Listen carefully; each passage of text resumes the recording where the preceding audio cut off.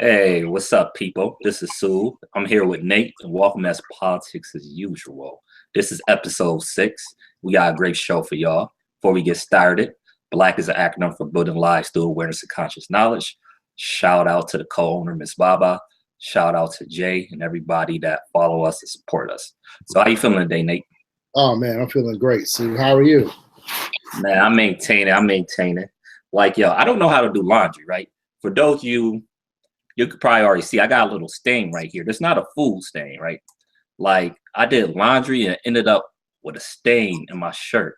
That's why, man, I try not to even do it because when I do laundry, I kind of just throw everything at once. And like my wife actually hates when I do laundry. She says I don't know how to do it, and she might be right because my shirt is all jacked up now. It's all good though. We gonna rock through it though. Yeah, that's what's up. I can see it. It's not too distracting. It's a little spot there though. Yeah, a little spot. I thought I just did the disclaimer because I didn't want to do the whole show like this. And it might be a little bit weird or like I'm pledging allegiance through the whole show. But so I was like, nah, I'm just gonna let it rock. I could have changed shirts, but I'm busy. I don't got time for all that. That's what's up, man. Let's get to business, baby. Word. So we got a lot of things to talk about since our last show. Trump care was defeated, or Ryan care, whatever you want to call it. That was defeated.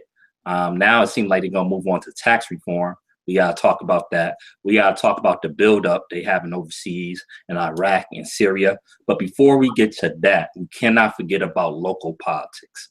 So let me toss it to you because I know in your area there people is trying to take back the community and actually get involved locally in holding local politicians' feet to the fire. So tell people what's going on down there in your area. Yeah. So those of you who don't know, I'm in South Carolina and I'm in Charleston, South Carolina, which is where we had the Manual 9 shooting here in Charleston. We also had the Walter Scott shooting here. And things have been fairly quiet for the most part. We had a little Black Lives Matter, protests here and there, but nothing major. So the big thing that's starting to come out right now is in the city of North Charleston, where we have local community activists who are now starting to really push back on the mayor, which the mayor of North Charleston is Mayor Keith Summey. So there's been a lot of things going back and forth with that. To kind of summarize what happened, it was about 3 weeks ago no, maybe even a month ago at a county council meeting where Shakim, one of the community activists, was pretty much talking to the mayor, talking about a swimming pool that was pretty much built, but that a lot of Black children don't get to go to these pools in these area, and how other people get to use the pool. But pretty much make a long story short, Shakim started calling out the other Black community. City council members, and saying that they sold out. And the mayor kind of told them to shut up. Not kind of, the mayor told him to shut up. In that exchange. So from that exchange, just this past Thursday, another community activist named Sean Middleton got up and he took it all the way there. And he said, since you're going to tell one of our community members to shut up, I'm going to fire, I'm pretty much firing back at you guys. And I'm talking about the injustice. And then he also got on local politicians again, the local city councilman, saying that, people are telling them or letting them know that these local Black city councilmen are pretty much keeping them in check. He just put it out there that they're not keeping them in check. He also made a statement about another community here named Liberty Hill, which a lot of people know there's some gentrification going on there. So he pretty much ended his thing about, he even said, if you want this to be Ferguson, we can take it there. And then he also said that the only way that they're going to get Liberty Hill if they pry it out of his dead Black hands. So you can start to see things starting to heat up a little bit here. There's a few different issues. I don't know if you've been paying attention, Sue, but they had the NCAA tournament here in South Carolina. some secessionists were flying the flag, which created another issue because that the flag was pretty much taken down here in South Carolina, which they're still allowed to fly the flag one day out of the year. Still, they put it back up just for a day, and then they take it back down and put it back in the State House. So, in hearing that, and hearing you see that people are starting to wake up, Sue, a little bit, I just wanted your feedback on just where Charleston is at. Definitely it's in the South, but you're starting to see some little waves of people wanting to take back their community, wanting to say, hey, things are not right, and look at the injustice. Another thing before I go, so what happened was Shai Kim also highlighted that I guess the city of North Charleston gave out $37 million in contracts. And the other issue that he talked about was that only $2 million of that went to Black-owned contractors. So he also talked about that injustice there too. So I just kind of want your feedback on that. Well, I think it's a great thing overall that people are starting to get engaged, but I guess my concern is sometimes people initially get engaged and I guess things cool down and we forget about it. So hopefully the people in your area stay active, stay engaged. And the only way that can happen is if, people on the front lines are constantly reminding people, because in your area, North Charleston, I know like a lot of other areas, it's a significant Black population, but Black people have almost no say in what's going on in politics. And that's very important, because when you mention the word politics, oftentimes people say, oh, okay, I don't get into that, whatever. But it's very important because, like you was giving that example of the swimming pool, that's where the money is allocated at.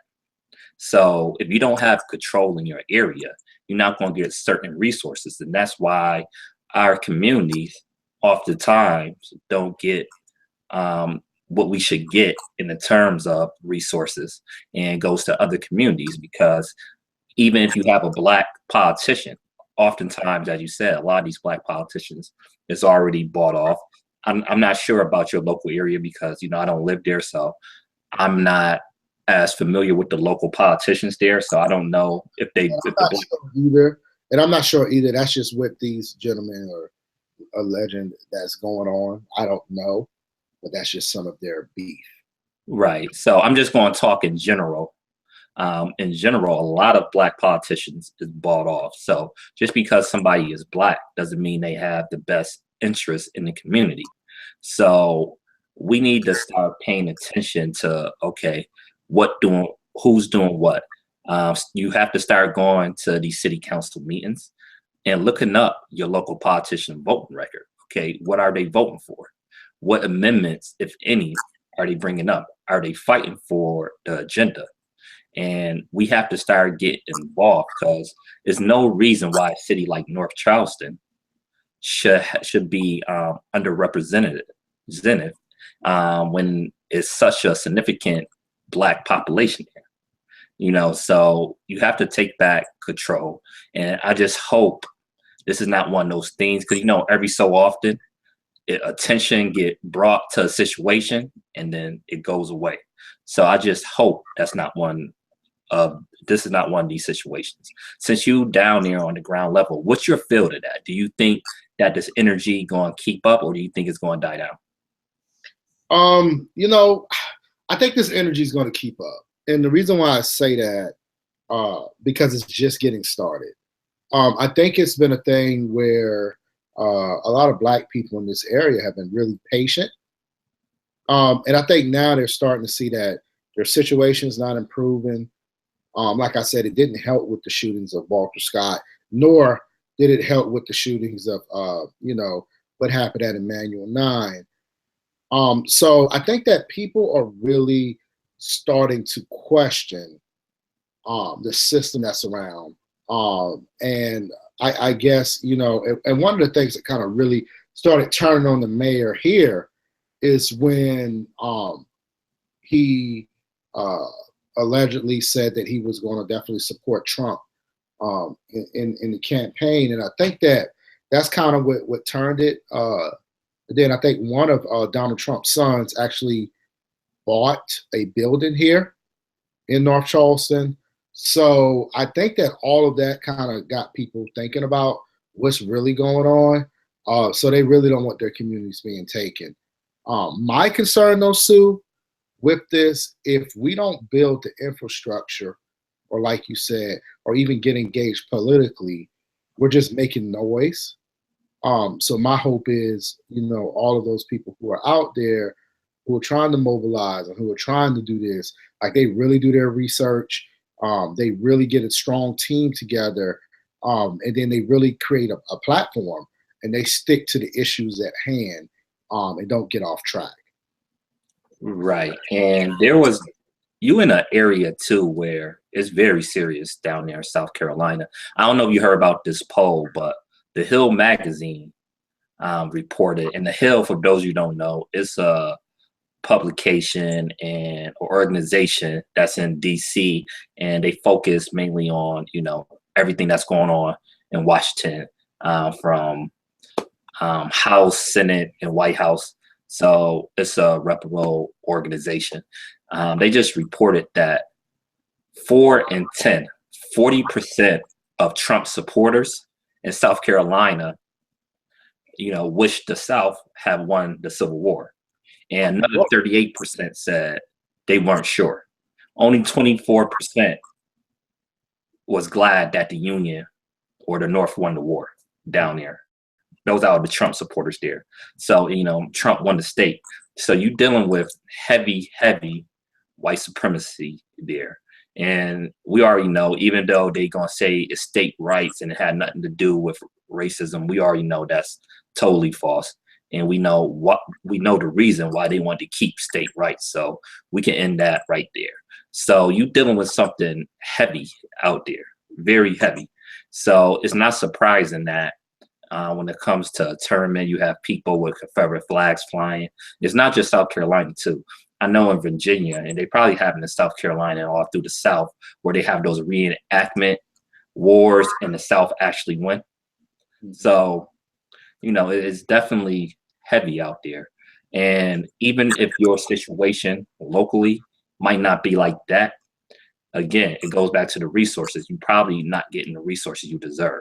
So local politics is very important. We had to start off with that because we keep reminding y'all, local politics is where it's at. It's definitely where it's at. And we can get distracted because Trump is one of the best distractions we can have because he always doing something crazy and he doing stuff that's dangerous, but you still need to pay attention locally. Matter of fact, I'm just going to tell one little quick story before we move on. Yeah. I was involved. I was in a phone call with some of these new organizations that are popping up that try on the left that's trying to get power in Congress and stuff like that. And one of the things I asked them was, okay, y'all have this big plan to take over Congress nationally. Do y'all have any plans to do that in local areas? And they said maybe after the 2018 election. But man, that's too long. We gotta get active for that now. And to your point, Nate, as well, we can't just make noise. We have to build an infrastructure. We're gonna have to get economics into this equation as well. Economics and education and politics and media too. All 4 of these areas, we're gonna have to basically gain power simultaneously. So we just can't focus on one area. We have to push on all areas to really make an impact. So I'm just going to leave it there. You want to add anything? No. I think that's perfect, and definitely get involved in your local politics. I know I'm challenging myself now because I have not been to a city council meeting, but now with all of this going on, I'm gonna start going to every city council meeting. I'm actually teaching my whole family, and we're going to these meetings so we can know what's going on in all areas. Yeah, and I know sometimes it's kind of hard to go to those meetings because I know here they have it during the day, and a lot of times when they have those meetings, I'm actually at work and I'm not able to attend. So, but you can still go online. You can, this is the age of information. You can get all that information, what they're talking about right there. So you just have to, pay attention and make an effort to find out what they're talking about. The budget's coming up. Okay, what monies is going where in your city and your county too? Because I know here the county play a big role as well. So you have city politics, you have county politics, you have state politics. So you have to pay attention to all of those, and maybe in the future we break that down further and let people know what is what, because I know there's a lot of confusion sometimes of, okay, what's county, what's state, what's federal, what's, where do I go for this, which branch take care of this and that. And, I think we definitely have to do a civics education to really let people know what to focus on, but, not tonight. So, since the last time we talked, Trump Care was defeated. And, they didn't even bring it up for a vote because they didn't have enough votes. So I guess to save the embarrassment of them bringing it to the floor, they chose just to pull the bill. So what was your overall thoughts on Trump Care? I think it goes with the whole ban too, right? Of these countries, the Muslim ban. I'm calling it a Muslim ban. I'm sorry. If this is all of these countries and they're from Muslim countries, got to call it the Muslim ban.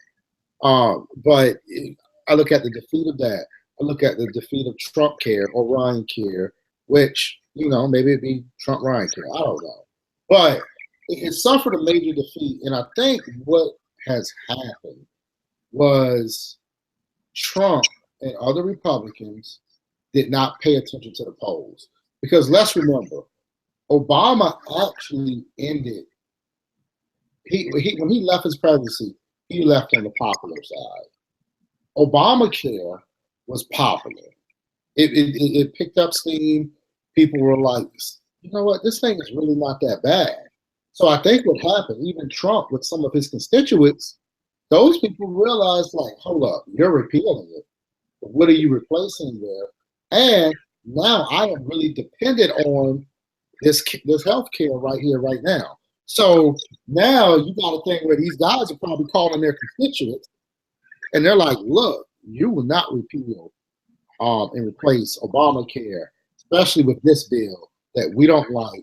And then also it was very bad for conservatives as well, too, because they said actually increased, the spending actually increased with this healthcare bill. So, you get an echo? You know echo? Yeah. Do you have your headphones?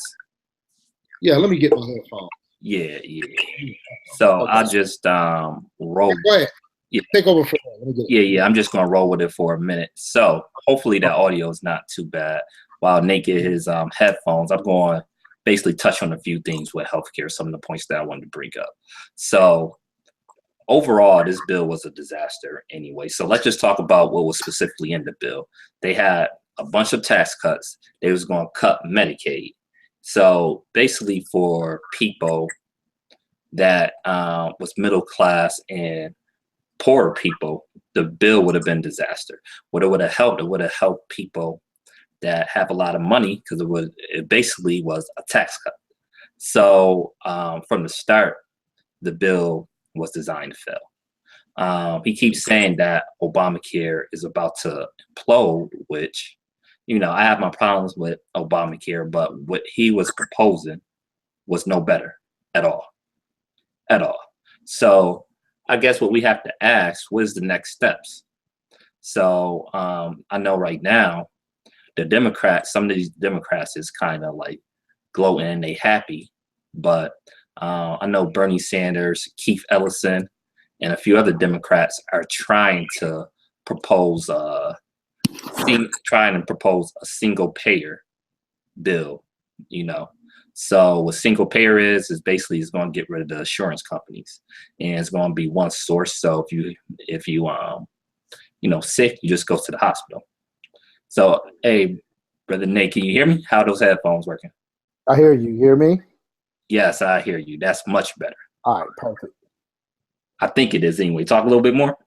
Hey, like I'm hearing, it's a little bit of an echo. I don't know why. I can. Yeah, it seems like it's a little bit better though now. Yeah. It's a little bit better now. I can actually hear you better too. So what I was saying is that some Democrats are proposing single payer. Yeah, I know Bernie Sanders is introducing legislation, which should be expected. But I know Keith Ellison and John Connors in the House are also introducing single payer. Of course, it doesn't have enough support to actually pass, and we already know none of the Republicans are going to go for that. But I have a question for you when it comes to single payer, and I was explaining to the audience, single payer is just one source where you wouldn't have private insurance companies anymore. It'd be what they call Medicare for all, because Medicare is a government-ran program for people that's 65 and older. So basically, it would be no age restriction on Medicare. So how do you think that will work out? Because actually for it for many different reasons, but I want your opinion on it. Although I'm for it, I think they're going to have to sell it, even though right now, if you look at polls, the majority of Americans are for single payer when you say it's Medicare for all. But that'll basically get rid of private insurance companies. And a lot of people are employed with private insurance companies. That means a lot of people will lose their jobs. So I don't know if some people think about that. Once, they start demonizing that, I wonder if people will ever be fully for that with the loss of jobs. So I want your opinion on that. I think if it works, people will be for it. Just like any other profession, I think that people will evolve. So, it may be that these people actually begin to work through the Medicaid program. It's not necessarily that they would lose their jobs just because all these private insurance companies gone. These people would probably get jobs because now you're talking about every American going into the single payer system. So those people are going to have to get those jobs there. But it's just, is America willing to give up capitalism? And that's the issue. So when we get to single payer, that's where people get kind of frustrated in a sense that you're talking about. That's more of a social, definitely another social type program versus capitalism. And we know that as Americans, our country has been founded and run on capitalism. So the fact that you have to choose one payer, that's the issue. And I don't know if many Americans are ready for that. At least older Americans, because I know millennials, socialism is actually kind of popular among millennials. But as we know, younger people don't come out in the numbers older people do when it comes to voting. Mm-hmm. So it's getting more and more popular because, people that's younger, and even people that's not actually millennials, but a little bit younger. We seen what some of these capitalism ideas do. Now, I'm not a full socialist. I'm not full capitalist. I'm for a mixed economy because we already have a mixed economy. It's just what area should the government actually focus on, and what areas should the government stay away from? Healthcare, I think, is one of the areas where I think the government should step in because we are at a disadvantage because right now we're in a global economy. Now you have other nations that have single payer. Right. And their businesses is at an advantage because here, if you try to create a small business, one of the things you have to worry about is, okay, if I grow too much, if I have full-time employees, I might have to offer them healthcare. Mm-hmm. You know what I'm saying? If you have especially if you have over 48 employees or something like that, mm-hmm. You work in a certain amount of time, that, you have to offer them healthcare, and healthcare is expensive. A matter of fact, we talk about it now. A lot of companies now don't give people full-time hours. Just because of that reason. Mm-hmm. Just because they don't want to provide healthcare. And also what it does too, I think it helped keep wages low as well. Because you have some of these low-paying jobs, like people that, let's just say Walmart. Mm-hmm. They don't pay their employees that much money, and they end up going on Medicaid, a lot of these people. because they don't make enough money really, or they might be working just below full time. So basically, the government is subsidizing them anyway, because a lot of these people is going on Medicaid. Right. So if we have that system already, I think there need to be a single payer, or at the minimum, a public option. Can I ask you a question? Go ahead. On another side, what's the number one sport in America that people watch? Football. The NFL is the biggest reflection of the socialist system. Why? The worst team in the league gets the number one pick. It's not even like the NBA where you get different lottery balls and all this stuff. But literally, the worst team gets the number one pick, and the more. You hear that echo? Yeah, I hear it. I don't know what's going on with that. Yeah. I definitely hear that. But they get the most number one picks in the whole draft. So that is a very socialist perspective on it. The worst team gets the most help. Oh, yeah, it's really bad now. Yeah, I do not know what's going on with the echo. Oh, I'm hearing you. Yeah, you're echoing a lot. Oh, I hear this. See, it's the sabotage. Yeah. It sounds like Michael Myers right now. Now it's stopped. Okay. Now, that was like on some Get Out type of stuff now. I don't know what was going on with that. That was like real weird. That was real weird. But, that's okay. We're going to keep it rocking. We're going to push through that. But go ahead. What was you saying? I know NFL and, Nah, just that, with the NFL, it's the biggest socialist system ever. And if you think about it, like I said, the worst team in the league gets the number one pick, but they also get the most picks in the whole draft. So the worse you are, the more picks you get. Why? In the hopes that you will be a competitive team in the next couple of years. And so being that that's the number one sport and people tune in for the draft, like it's like watching a game, I do believe we're ready to move forward to a more socialist perspective. Because you think about it, the number one sport in the country is a socialist sport. Right. And yeah, I don't know what's going on with this echo right now. Yeah, we're both echoing. Yeah. I hear you too. Yeah, like I wasn't echoing before, but now I'm starting to echo. I don't know. Okay, it stopped now. Okay. What I was saying is it just mixed economy, because I'm not with full socialism, because full socialism is basically communism, and that doesn't work in my opinion at all.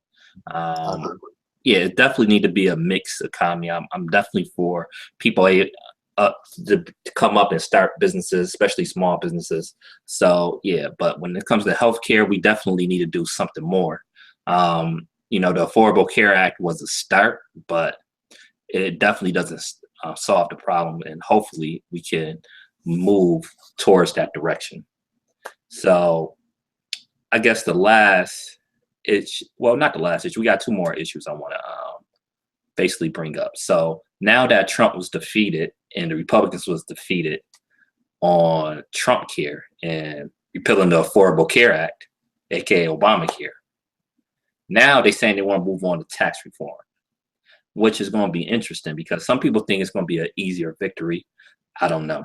But in your opinion, what should we be looking for with this tax reform bill that they're going to try to push? I definitely think they're going to try to get some of those cuts that they would have. I believe that they would have tried to gotten in the healthcare bill. I think it makes it more difficult for them to cut certain things, being that Obamacare is still in place. See, try to take the headphones out because the headphones seem to make it worse. The headphones are out. It's not the headphones.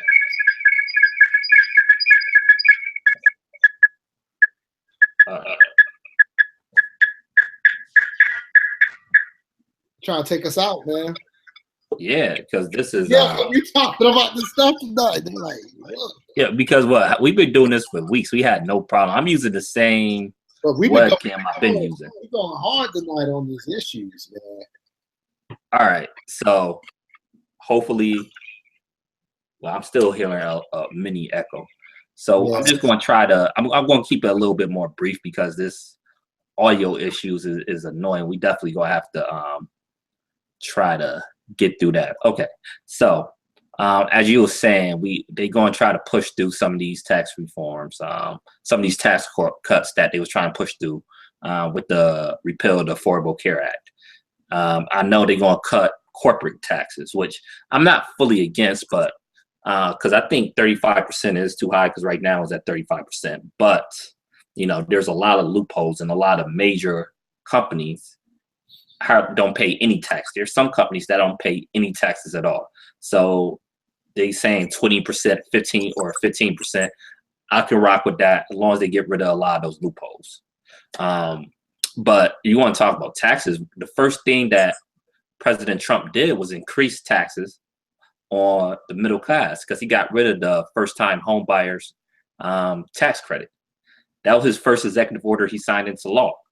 So don't get fooled. When you hear these tax cuts, they're not talking about people like me and you. He's talking about people in his class when it comes to tax cuts. You know, so that's one thing. Also, before we get out of here tonight, I just wanted to touch on what's going on overseas because that's a major issue. We send in a few hundred more troops into Iraq, which, you know, supposedly President Trump was against the war in Iraq, right? That's what he said. Although he's on tape supporting it as usual. He contradicts himself all the time, so we shouldn't even get hung up too much on that. And one of the things that some people did have hope is maybe he will pull back with some of these stupid wars because, you know, he was all over the place with everything. So, but, you know, that didn't happen. And even during the campaign where he said he was going to bomb the shit out of them, right? So that seemed like what he's going to do because we've been increasing drone strikes all the time. Like we keep increasing these drone strikes. There's being more civilian casualties. There was just a strike in Iraq this weekend where about 30 civilians was killed. Mm-hmm. There was a few strikes in Syria where civilians was killed. So, and he put some troops in Syria as well. So we increasing our presence in the Middle East and we increasing funding for defense. So it just like, okay, we got all this money for this. Don't tell us that you don't have money for healthcare and some of these other issues. But that's neither here nor there. I'm concerned about his foreign policy in general because it seemed like he had that, you know, shoot first, ask question last mentality. And is he going to try to do this with a country like North Korea or Iran? You know, is that going to be some more wars we're going to get into? You know, so this is something we're going to have to pay attention to and put pressure on members of the House and members of the Senate to not go along with this because it's getting real out there. It's definitely getting real out there. So that's all I have to say. Got anything to add? You want to try to talk? Hopefully you won't echo. I'm nervous, man. Every time I talk, there's an echo. Oh, now that we're about to go, there's no echo. Figure that, right? Yeah, really. But no, I just want to add on, you know, since I can talk for a second. I just want to add on to what you're saying, though. You're absolutely right. I'm very concerned, you know, and I'm going to be honest with you. My first red flag was when he started selecting his cabinet members.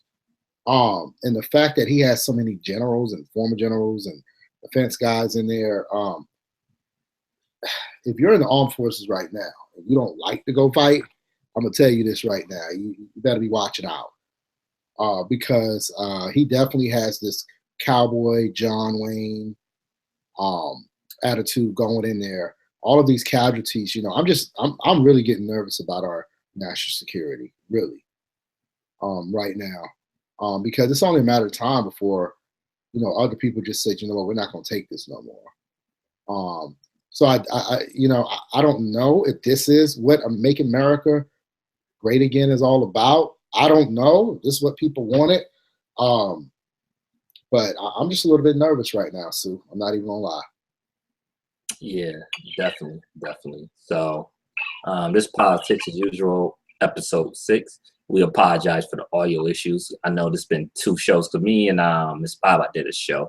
We had slight audio issues, so we're gonna get that together, though.